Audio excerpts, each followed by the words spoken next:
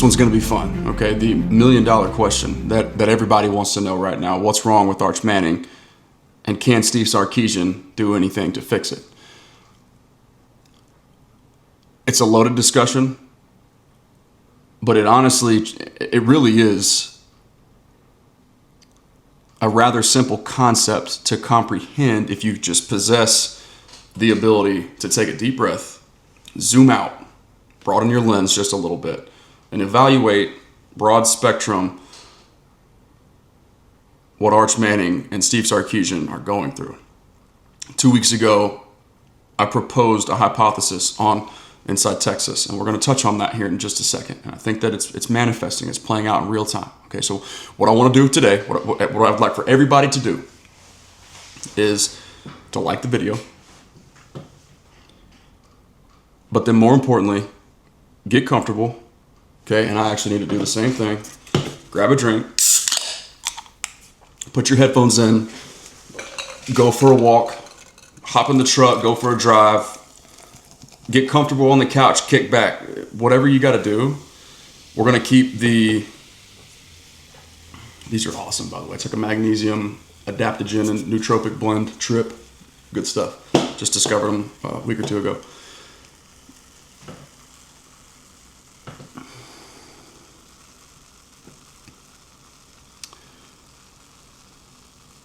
Really sit back and think about the human element of sport here.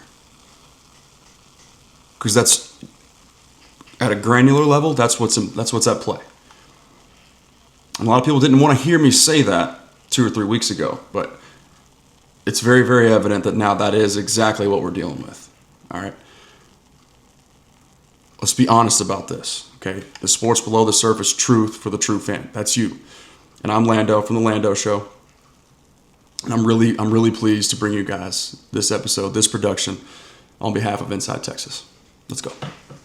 Okay, so with that, let's go ahead and set the table, zoom out like we mentioned a second ago, and address the question very bluntly. Okay, what is wrong with Arch? How can it be this bad?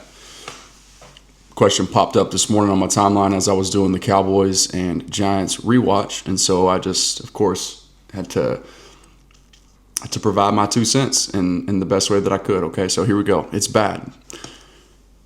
There's no way to sugarcoat it. But to answer your question, how can it be this bad? 3 bullet points. Number 1, astronomical expectations. Okay, premature expectations because of the last name, in conjunction with the last name playing at one of the biggest brands in all of sports. Number 2, highly complex pro-style offense. So the system in general is a difficult one to master because of all the moving parts as far as the multiplicity that's built in, with the tight ends being a part of the formation, condensed personnel, all the different protection packages, the different ways that you can attack teams on the ground. There's levels to everything, and everything is nuanced, okay? That's the second thing to consider. And so that becomes increasingly more difficult to handle and to manage alongside all of these premature astronomical expectations when, here's the kicker, okay? This is what sets everything over the top right here. I'm going to break my screen because I can't tell you how many times I sit here and I reiterate this stuff. My only goal, if you only hear this, if you hear nothing else today, this is what I want the general public to understand more in depth, or just to talk about more, okay? The 3rd bullet point, what's wrong with Arch? How can it be this bad? Boom. When you look across the country, broad scope, the National Football League, all right, hybridized defenses with complex post-snap coverage and complex or highly disguised pre-snap blitzes. Okay, one more time. Hybridized defenses, meaning lighter, faster players, more DBs on the field, linebackers that can go sideline to sideline, 4-4 speed nowadays, right? Edges that can drop into spot coverage, all these things, okay? Hybridized. Numerous guys that can play numerous different positions and can drop into coverage from multiple different spots or rush, blitz, those types of things, okay? So it's mass level confusion. The position was already hard. And I'm going to give you examples of Arch's uncles who dealt with the same stuff, but not nearly on the same level that Arch is having to deal with it and overcome. Okay? The good news is that I believe that he will. Simply because there is no other option. Okay, so the first question, how can it be this bad? Those 3 bullet points right there are your answer. Second question. Do you bench him? At what point do you bench him? Okay. Here's my initial answer when a good buddy of mine, Alex Copeland from north of the Red River, asked me the question, rightfully so. How far is too far? Like too far gone, right? At some point, can you do a guy harm? By putting too much on his plate too fast or all at once. And there is some legitimacy to that. There's some truth to that. Okay, but here's the thing. Do you bench Arch Manning? My answer is no, because there was every reason to bench Quinn Ewers last year in favor of Arch Manning, and Sark still didn't do it. Why? Because he knows how difficult this stuff really is. He knows that the only way to really and truly get better is to play through it. Live bullets, live reps. You can't replicate game speed, game intensity, game-like confusion from the opposing defense that you don't know. You got to ride with your guy. Sark rode with Quinn last year when most of the fan base was clamoring for the opposite. Okay, the same thing is going to happen here. Arch is a third year in the system guy, but he's a first-year starter. There's a reason why I was pumping the brakes on everybody saying, Jerry's going to try to tank for Arch Manning in 2026. Well, guess what, guys? He wasn't ever going to come out in 2026 in the first place. Now he might start for 3 years instead of just 1.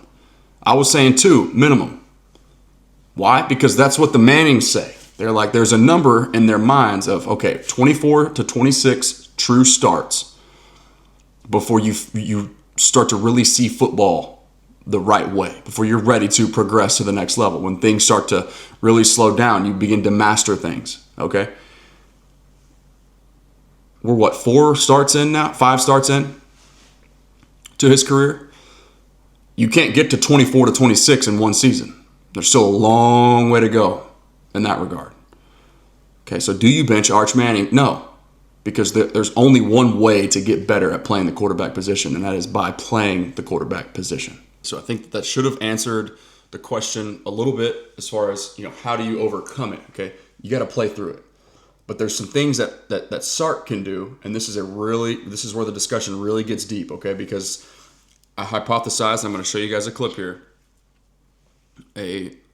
Right after week 2, after the San Jose State game, Sark is there's an internal struggle happening in real time right now with not just Arch Manning, but with Steve Sarkisian behind the scenes, because his pro-style system that would require the quarterback to play under center a lot more often, pistol formation, inline tight ends, bringing multiple bodies, like forcing extra gaps of responsibility for the opposing defense. There's a lot of things happening more quickly for the defense and putting them into a bind as far as chaos, confusion, and misdirection and all those things. But by nature, it can also confuse the quarterback as well if there's just too much happening, especially now when you combine that with bullet point number 3, hybridized defenses with complex post-snap coverage roles and disguised blitzes. Okay, so if you have all that on top of a quarterback who's got an almanac of a system, to master. That's why Steve Sarkisian has a reputation of putting guys into the league, and for his quarterbacks translating very well, because this system gets them ready for anything that the college football or that the NFL game can throw at them. All right, but when you have the quarterback turn his back now to the post-snap picture, one that is already now more confusing than ever, it's really hard to know what you're seeing. Okay, so what do? You lean into running the football with Arch Manning much more frequently. How do you do that? I think that you have natural built-in reads and keeps within a lot of your structure of your run game. Okay, the Texas offensive line is going to win via power run, like gap scheme. Okay, pulling guards, counter, split zone, that type of, or trap. Those types of things. Basically, you see linemen on the move, and you see double teams just straight downhill at people. That's how Texas is going to win. So I think they lean into power with multiple elements of it. Multiple elements meaning a quarterback keep option, but while also spreading to run. Okay, so 4 receiver sets. Once DeAndre Moore gets healthy again, once Ryan Wingo starts to put things all together, they get all on the same page, right? You can ask him to do a little bit more things. You can flex Jack Injuries out into the slot or even out wide to the boundary if you want to, because he can win that way. But what you do is instead of trying to create confusion and utilize misdirection and motion and all these other things, right? Taking the chess match that the defense now takes to you, what you do if you're Arch, or if you're Sark for Arch, is you simplify the read. Okay, so more RPO. Okay, all you're doing just keying on one guy. Let's play college football again. We don't have to play pro style football yet. Let's graduate. Okay, so it's this constant pull of Sark innately wanting to be who he has been, but while also adjusting to the modern era of hybridized defenses and dialing things back to make it simple and less complex for a really young team with a lot of turnover. Okay, that's another factor here too that I haven't even mentioned yet. Once again, Ryan Wingo is pressing too much. There's some things there's a missing element to his game that just hasn't showed up yet. Not necessarily a nuanced technician as a route runner, but it's just like he's never where Arch thinks he's going to be, and Arch never throws it to where Wingo thinks that he should be, and vice versa. So they're having to manufacture touches for this guy just to get him into the rhythm and flow of the game. That's okay. Take it slow. Don't ask him to be somebody he's not. Don't ask Arch to be somebody he's not. Let's not ask Connor Stroh to pull or to run wide zone when he's 6'8". He's the biggest lineman on the field.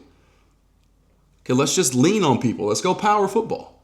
Okay, so how do you overcome these things? You simplify. Spread the picture out. More RPO. Just let Arch read one key defender. And then more structure. Like Sark is going to have to swallow his pride on quarterbacks not running. Okay, he's already kind of done that. He's already admitted it in the post Ohio State press conference. I should have gotten Arch more into the rhythm of the game earlier, meaning I should have let him feel his pads pop a little bit, because that's how he responds. He likes that stuff. He plays well when that is occurring. It gets him into the rhythm of the game. And then also consequently too, look at every quarterback that Sark is recruiting now after Arch. The quarterback that he currently has, and then every potential incumbent not named Matthew Caldwell and Trey Owens. KJ Lacey, Diabell, you name it. All these guys they bring an element that Arch brings, which is mobility, improv. Okay, that's critical here. So now here you're going to hear Texas Homer. This is after the San Jose State game. This is that snippet where he sort of leans into, are we too systematized, right? Meaning, is Sark too stuck in what used to work? That's kind of what he's getting at, okay? Check this out. Are we too systematized? Is it too adapt player to system versus system adaptive player? Homer. So, because a lot of the passing concepts to me are like absolutely beautiful if everyone nails it. It's like, this is genius, but people don't nail it all the time. And so it's like, to me, like, I'll watch anybody. It seems like anytime I watch college football, it's just like a little quick route, and there's no switch release. There's no like motion that had to occur. And the quarterback, the guy will be standing right behind. The quarterback's like, screw it. This is college football. Hits him in the chest and they get it.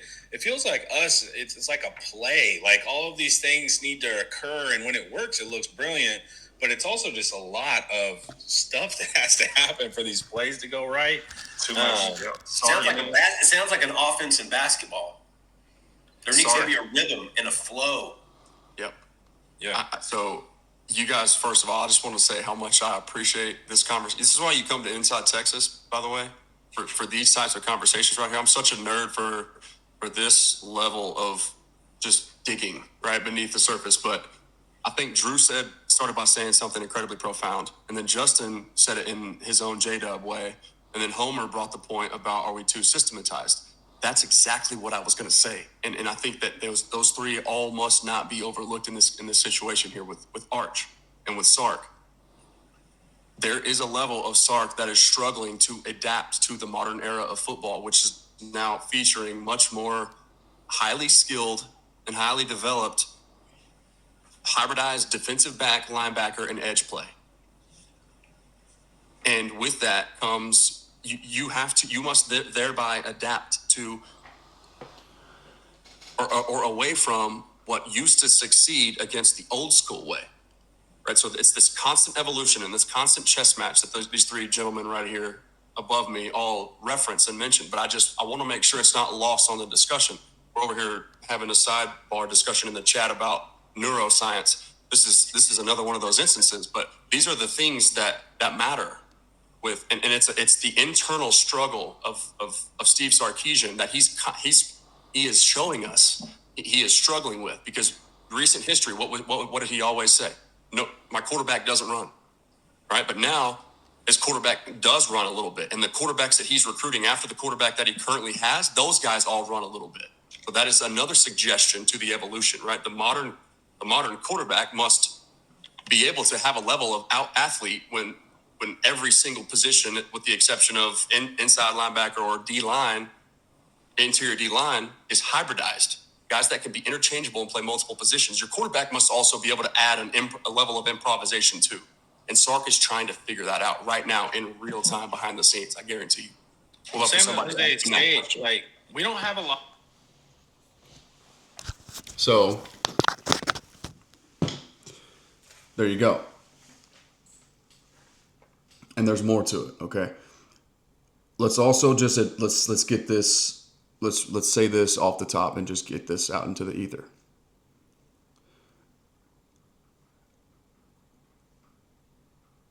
This Texas defense is so good. We're going to read a snippet from what an opposing coach thinks. Information that you can only get from Inside Texas, by the way. And I'm going to read that to you guys in just a second. I think it's very telling. It sort of confirms a lot of what we've been discussing. But it just goes to show you this is the ultimate team sport here. So it's not just Arch Manning that's having issues. It's Sarkisian. It's the offensive line. I downplayed the drop-off from the unit a year ago when you lost Kelvin Banks, Hayden Connor, Jake Majors, and Cam Williams. I thought it would be a smoother transition because of Kyle Flood, because of Cole Hudson having like thousands of college football snaps, right? 13 games started in his career at Texas. I thought that would more than offset what most people were suggesting as the difficult reality of Texas replacing 4 new starters. I'm like, well, Cole Hudson's not really a starter. Okay, so that has actually proven to be incorrect. I was wrong. There are a lot of problems up front. Okay, Cole Hudson is struggling. Connor Stroh is struggling a little bit. Brandon Baker is struggling a little bit. Guys, you got offensive linemen on the ground every time you try to run the football. It seems like. But those are some things. Those are the signs of a young team that get better with time. Okay, so once again, do you bench all those guys too? No, you let them play through it. Okay, but now worst comes to worst. Let's say absolute worst case scenario. I'm not predicting this whatsoever. Is there a world where Arch just simply proves that he cannot right now, like this year, it's just going to be, it's not going to be good. He can't complete a forward pass, right? There's no functionality whatsoever within the structure of the offense. The Texas defense is so good and so dominant that it makes sense to pivot to somebody like Matthew Caldwell, Trey Owens, KJ Lacey. That world exists. I just hope fans know that overreacting and benching Arch right now before you really let him find his rhythm beyond more than just three starts into a season, 5 starts into his career.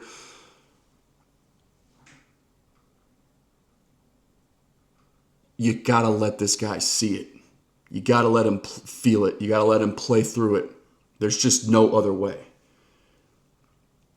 The ceiling is still astronomical. He still has a couple uncles that we're going to talk about in just a second who dealt with this very same thing. And by the way, it's not just within the Manning family lineage. It's everywhere across the college football, but also the national football landscape. It's everywhere. Guys are struggling. Look at the touchdown production. The explosivity in the NFL has been on a steady dip since 2014. Why is that? Because of defensive coordinators being really good at what they do, matching the postmodern spread era where it's all tempo, spread, pass happy, right? So what do? They get lighter, more hybridized, and more creative pre and post snap. Counterpunch. Okay, so now offenses must counter the defense's counterpunch. And how do they do that? They lean on physicality. How does Sark get his young but very athletic and high ceiling quarterback involved into the rhythm of the game? Lean on physicality. Let him run the football 10 times a game, if that's what it takes. And I think we're going to see that come SEC play. Right now, it is a get-right phase still. They're trying to figure out what all they're good at. They're intentionally doing things that they stink at, trying to raise their floor. Sark believes in the more you do well, the more difficult you are to defend. That's part of the pro-style system. That's his philosophy. Okay, now let's read what an opposing coach said about the current state of this Texas roster. So this is thoughts on Texas football from the opposite sideline after UT beats UTEP by Eric Nalin. Inside Texas has numerous sources across the country. One happened to be in DKR on Saturday for Texas' game against UTEP. This is from a guy who has worked camps on the 40 acres in years past. People are going to sit in a 3-deep safety look and make Arch throw to win all season. Sark has to get the run game going. You need CJ Baxter to stay healthy and to get Wisner back. That's another factor I haven't mentioned yet, by the way. Baxter is going to miss this weekend. Wisner's missed the last 2. Those are your top 2 tailbacks. The O-line isn't as good as last year. We touched on that. Okay, young at some very critical spots and inexperienced, right? Guys needing to step up that haven't yet, that we thought would. Ryan Wingo, not the least of which. Defense overall is better. Okay, so this is why the sky isn't falling. This defense can buy your quarterback, your offense, a lot of time. All right, you know how difficult it is to be better than they were a year ago? You know how crazy that is? And most people, myself included, believe that that's true, including somebody who is not biased, by the way, right here. Linebackers are legit. I had a tweet 3 days ago before this third game was played that it's possible that people at least think that the 3 best players on the Texas defense right now are all linebackers. And I'm not including Colin Simmons when I say that. That's insane to say. Do we realize that? Do we realize how insane it is to suggest that? Okay, I mentioned on the Inside Texas pregame last week, there is no more important player than Leonga Lafau because of how impactful Anthony Hill is. Because teams literally run away from him any chance they get. If they can help it, they are not running to Anthony Hill's side, period. So Leonga Lafau is an incredibly important player right now. And same thing with Ty Anthony Smith. But guess what? They're passing the test with flying colors, okay? Continues. Wide receivers were underwhelming. Wingo looks the part, but is missing something. Livingston is okay, but I don't know if he's a number one. I actually kind of agree with that. The punter is a weapon. Not surprised. Banks does a lot on specials, talking about Jeff Banks, not Kelvin. Kelvin's obviously in the league with the Saints, which at times looks to slow those guys down. You are more athletic than 95% of your schedule, probably 100. Let your guys play fast. Plenty to unpack there, okay? So just opposing perspective, unbiased, objective point of view, guys saying, hey, you got to get running backs healthy because Baxter and Wisner are going to be the key to you running teams out of flyover defense, basically, okay? Hybridized looks, confusion the post-snap picture, but basically saying you're not going to beat us deep. Three safeties or cover three guys responsible for the deep third of the field. Throw it over us if you want to. We're not going to let you. So how do you do that? With a flyover defense also comes a three-man front. If spread to run makes it easier for Arch, then you better be able to move the opposing three on the defensive front for the opposing team with your front five. And let Arch read one guy and make him pay. Go be an athlete. Just go make plays. And then you slowly implement more nuances as he continues to get more and more comfortable throughout the season. I believe that that's the answer. Now, let's talk about further context that most people don't consider yet, okay? I'm going to read you something from the Meadowlands back when one of his Hall of Fame uncles was playing and nobody knew what he was going through behind the scenes. Seth Wickersham and Pablo Torre dissect how the Manning family can be so good at the most glamorous but also most criticized job in all of sports. Let's also say the most difficult job in all of sports as well. Let's add that one in there. Okay. When Arch asks his uncles for help, he tends to ask Peyton the football questions. And then Peyton will leave him a 7-minute voice message. Peyton loves the voice message, apparently. Just talk to text, right? But then when he calls Eli, it tends to be about, hey, how do you handle fame? And the scrutiny that comes along with it. Okay, so think about it. Where Peyton played, Indy and Denver, much smaller markets than the one that Eli played in New York. And even in the one that Arch is currently playing under at the University of Texas. The microscope is massive, man. All right? Here's something interesting that most people don't know.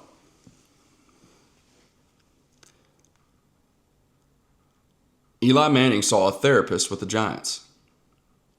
This was relatively early on, okay?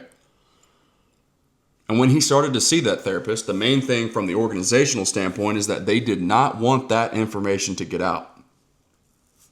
This was long before the sports below the surface stuff that we are so prideful of here, or so passionate about here. The human element of sport was much less considered. You know, just there wasn't a whole lot of discussion about it. It was thought, you know, you were soft if you were looking for help, right? Remember when the whole situation with Dak and people blowing up about him seeking help and having issues with anxiety and depression after his mom died, his brother died, all those things, right? That just there's a lot to deal with that really the human mind isn't used to, from like primitively speaking, it's not used to handling, okay? They did not want the world to know that their quarterback was seeing a therapist. The Manning family has cultivated a strong image throughout their time in football. They are seen as elite quarterback family who not only perform at the highest level all the time, but can cope with the pressures of this role with relative ease. The claim that Manning sought therapy to help himself cope with these pressures might be applauded in today's time. Wickersham noted the role that the New York City media would have played it. Crafted flats from Pizza Hut are just $5 each till 5 p.m. Nobody Choose wants from 5 Pizza Hut. handcrafted recipes you won't want to share. Okay, let's cut that. Anyway, you get the picture on that front, okay? Let's also think back to another time. Quick Google search here. Peyton Manning, first year in the league. Indianapolis Colts. Anybody remember off top how many interceptions he threw that year? Just in case you forgot, it was 28 as an NFL rookie.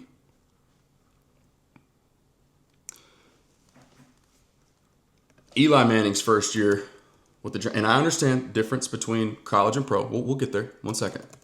I'm just giving you guys context. The cake must bake.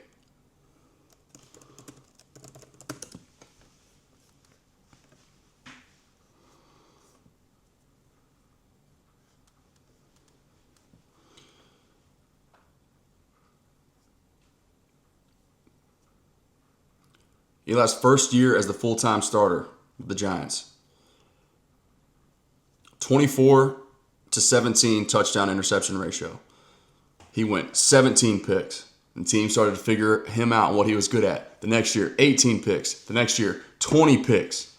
And then he finally starts to settle in. 10, 14, but then another 25 interception season. 16, 15, 27 interception season. 14, 16, 13.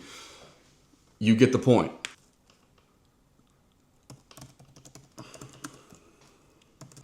And I guess we'll just round it out with this because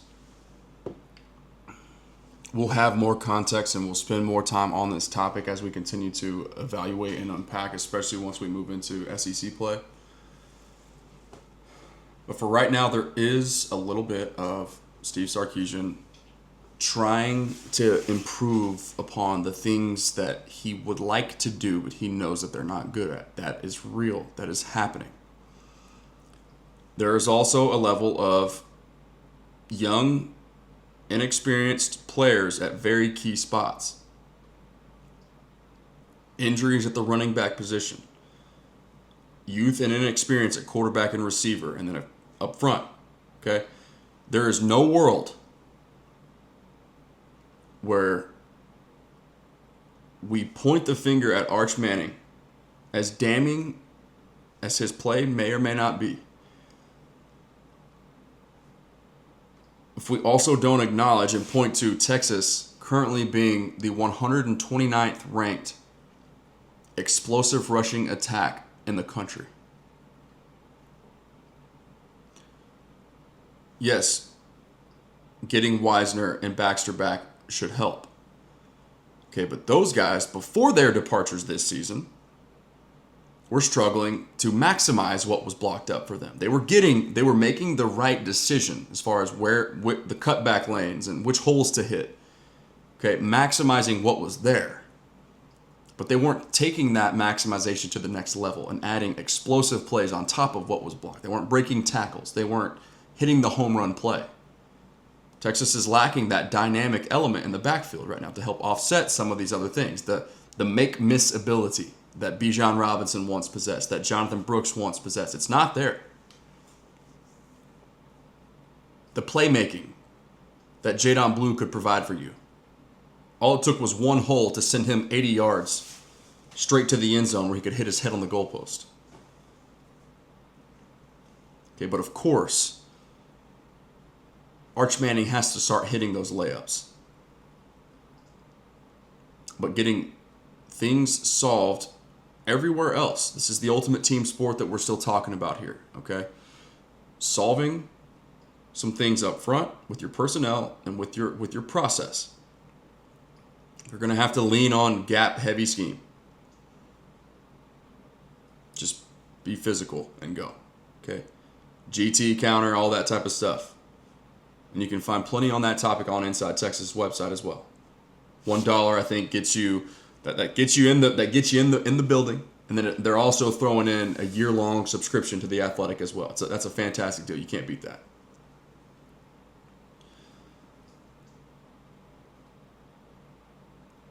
But Sark is also going to have to be honest with himself. And there's real push-pull. There's real self-evaluation that's happening behind the scenes right now. Okay, how are modern defenses more difficult to deal with in general, but how are teams going to play Arch and force them to play left-handed. They know he wants to throw it deep, so they're going to do everything in their power to prevent that from happening. So Texas must lean into physicality in the running game. Everybody doing their part. Okay, but that includes Steve Sarkisian doing his part and allowing Arch a little bit more rope, a little bit more slack to run the football. Lean into what he's comfortable with right now. Create more space, less pro-style stuff, simplify the read, and let him be a playmaker. That's where it starts. And then I think you might just start to see, okay, get a little bit of confidence back, start to get into a rhythm. Ryan Wingo comes of age. Things are slowing down for Arch. He can hit the layups. Okay, but he's dynamic in the running game as well, which is it's another element that teams have to honor if they can first make them respect it. Then everything else in the passing game opens up. So it's a chess match. I feel like there's so much more that I want to say, but we're already probably at least 30 minutes in right now, and you guys are probably tired of walking your dog, drinking your coffee, or riding around in your truck, whatever it is you did at the beginning of this episode here when I said get comfortable. Let's just have an honest discussion here. Let's talk about it. Hopefully make you feel a little bit better. What I do want to make sure that I remind you before we call it is that try to smile and just try to appreciate the process. Okay, because Texas isn't the only team that's going through this. Arch isn't the only quarterback that's struggling right now. Watch the NFL on Sundays. Google explosive touchdown rates in the National Football League by year. Study the evolution, the things that we've kind of touched on a little bit. I've got it in depth on my channel. The evolution of football. If you type in Lando and Vach Uncut, it's a Cowboy-centric discussion, but that's kind of what we did. We just took 30 minutes to unpack all that. It's why the Cowboys addressing O-line, even when the whole world was ready for them to take a receiver and lean into physicality, okay, and beef up the interior of their offensive line. It's why all that, because the evolution, the pendulum is swinging back in favor of physicality. Period. Hybridized defenses are difficult to deal with nowadays. It's not just Arch that's having these issues. Okay. Thank you to Inside Texas for partnering with me on this project here. Thank you to those of you who are new, who gave me the time of day, and to everybody else who's been here supporting me along this journey. I can't thank you enough. Let's try to get to 10K before the end of this season. I know you guys can help me do that. Okay. I need you to do your part. Just hit the thumbs up button. That's the only thing I ask. I feel like everything else will take care of itself. All right. Remember that prayer changes things and the war's already won. Talk to you guys soon. Welcome.